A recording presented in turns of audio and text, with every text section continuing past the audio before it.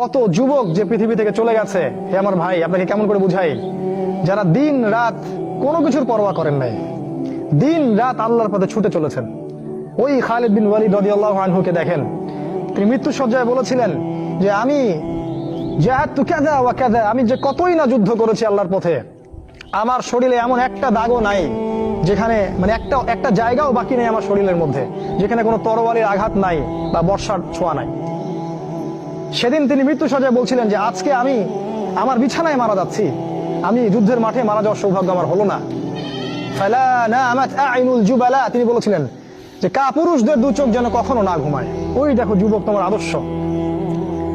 খুবাইব রাদিয়াল্লাহু আনহু, ইসলামের জন্য তাকে দায়ী করে পাঠানো হয়, রাজি নামক একটা জায়গায় কাফেররা তাকে ধরে ফেলে এবং তাকে শুল দণ্ড দিয়ে হত্যা করে। খুবাইব রাদিয়াল্লাহু আনহুকে যখন শুল দেওয়া হচ্ছিল, তিনি বলছিলেন, এই কবিতাটা ভালো করে পড়বা, রাহিকুল মাকতুম বই।